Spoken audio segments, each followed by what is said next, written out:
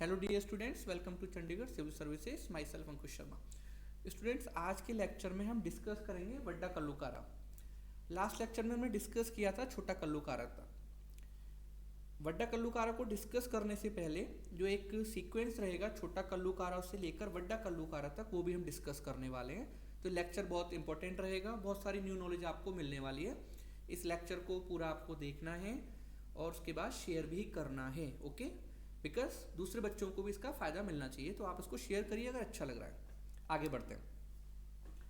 वड्डा कल्लूकारा स्टूडेंट, ये इंसिडेंट हुआ था, मैसाकर हुआ था 5 Feb 1762, और ये मैसाकर किया था अहमद शाह अब्दाली की आर्मी ने। इसमें अबाउट 10,000 से लेकर 50,000 सिख मारे गए थे, जिसमें ज़्यादातर नॉन कॉम्बेटेंट्स थे। ओके स्टूडेंट, ये इंसिडेंट हुआ था कुपरोहिरा विलेज, मलेरकोटला में। कुपरोहिरा, पंजाब की गवर्नमेंट ने स्टूडेंट यहाँ पर एक मेमोरियल भी बनवाया है, ठीक है? तो यहाँ पर ये इंसिडेंट हुआ है, इसका नाम है विलेज का कुपरोहिरा। तो पहले हम एक बैकग्राउंड समझते हैं इसका कि क्या इशू रहा छोटा कल्लूकारा के बाद, नादिर शाह के अटैक के बाद आगे क्या हुआ, वो हम समझने का ट्राई करेंगे। नादिर शाह की डेथ हो जाती है 1747। नादिर शाह के सिक्योरिटी गार्ड्स ने उसको मार दिया। नादिर शाह के अंडर में एक जनरल काम करता है, इस जनरल का नाम है अहमद शाह अब्दाली। अहमद शाह अब्दाली, अहमद शाह अब्दाली का other name student Ahmad Shah Durrani भी इसको बोला जाता है, अहमद शाह दुर्रानी। तो अहमद शाह अब्दाली अफगानिस्तान का रूलर बनता है after the death of Nadir Shah. Nadir Shah के टाइम पर भी हमने देखा था क्या इश्यूज रहे थे। अब अहमद शाह अब्दाली रूलर बन चुका है। अहमद शाह अब्दाली इंडिया पर अब अटैक करना स्टार्ट करता है। स्टूडेंट, आपको याद रखना है, अहमद शाह अब्दाली ने इंडिया पर 8 टाइम्स अटैक किए, 8 टाइम्स। इसका फर्स्ट अटैक होता है 1747-48 में। इस टाइम पर जो इसका फर्स्ट अटैक हुआ, इसको डिफीट किया। पंजाब में एक वॉरियर है, मुगल वॉरियर, इसका नाम था मीर मन्नू। मीर मन्नू ने पहले अटैक में अहमद शाह अब्दाली को डिफीट कर दिया। जब मीर मन्नू ने इसको डिफीट किया, देन मोहम्मद शाह रंगीला, मोहम्मद शाह रंगीला जो मुगल एम्परर है, उसने मीर मन्नू को लाहौर का सूबेदार या गवर्नर अपॉइंट कर दिया। ओके स्टूडेंट, मीर मन्नू ने अपना दीवान बनाया कोरामल को। तो मीर मन्नू जो लाहौर का सूबेदार बन चुका है। लाहौर के सूबेदार क्यों इंपॉर्टेंट है? वाई दी सूबेदार आर इंपॉर्टेंट? बिकॉज स्टूडेंट्स, आपको याद रखना है, जो सिख फोर्सेज उनकी लड़ाई मेन किसके साथ होने वाली है? लाहौर के सूबेदार के साथ। जैसे हमने पहले भी डिस्कस किया था जकारिया खान, उसके पहले हमने डिस्कस किया था समद खान, जकारिया खान, याहिया खान, अब मीर मन्नू। तो मीर मन्नू लाहौर का सूबेदार अपॉइंट कर दिया गया। मीर मन्नू स्टूडेंट, इसका जो दीवान है मीर मन्नू का, इसका नाम था कोरामल। कोरामल।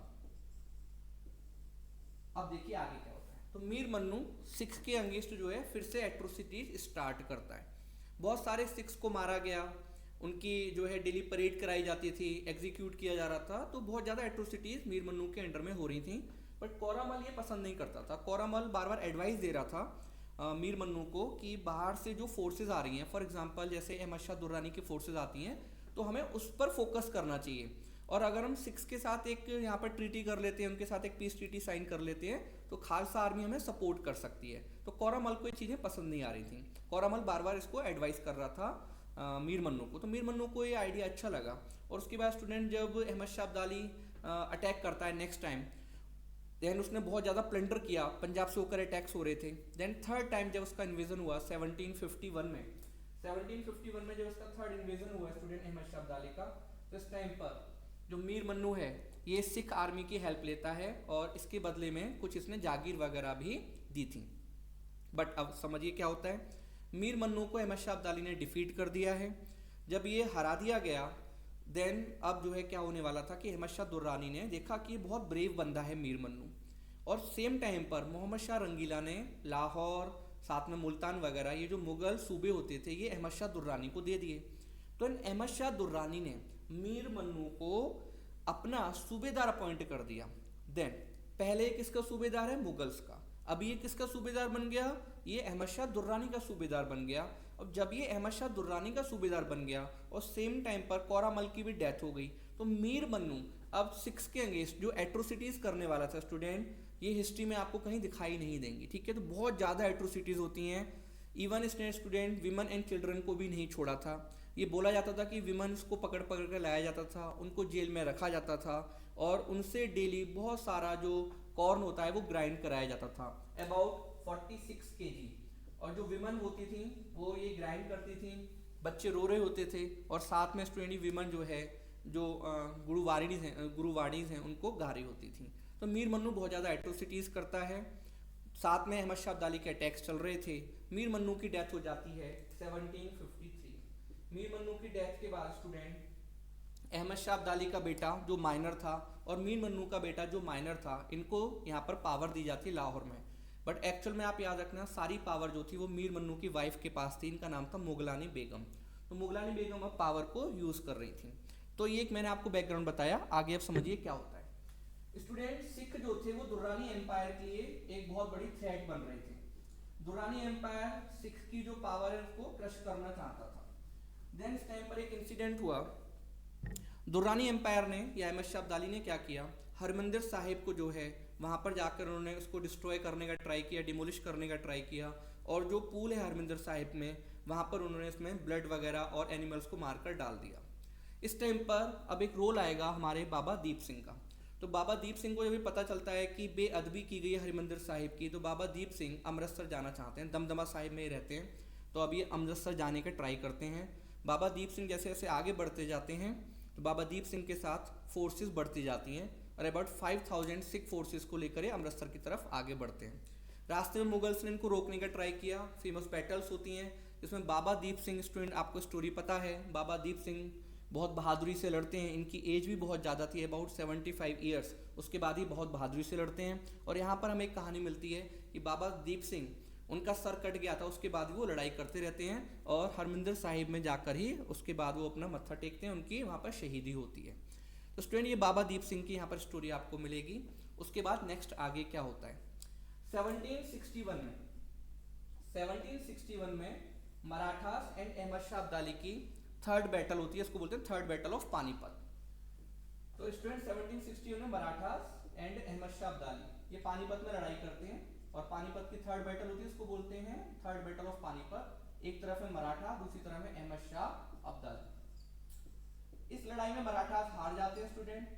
अब क्या कॉजेस थे, मराठास क्यों हारे, इसमें हम नहीं जा रहे हैं, तो आपको याद रखना है कि मराठास की डिफीट हो जाती है इसमें। फर्स्ट बैटल ऑफ पानीपत कब हुई है, 1526 में, जिसमें बाबर ने डिफीट किया था इब्राहिम लोदी को।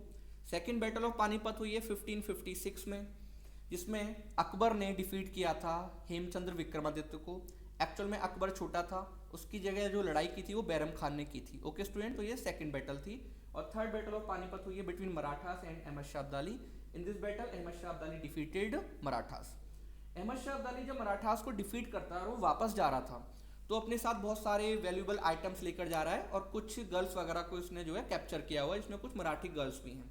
तो जब ये वापस जा रहा है तो खालसा आर्मी ने, सिख वॉरियर्स ने इस पर अटैक किया, इसकी सप्लाई लाइन को लूटा और बहुत सारे कैप्टिव्स को रिलीज भी करा दिया था। तो इस टाइम पर इसने ओथ ली थी अहमद शाह अब्दाली ने कि जो सिख हैं इनसे वो बदला लेगा।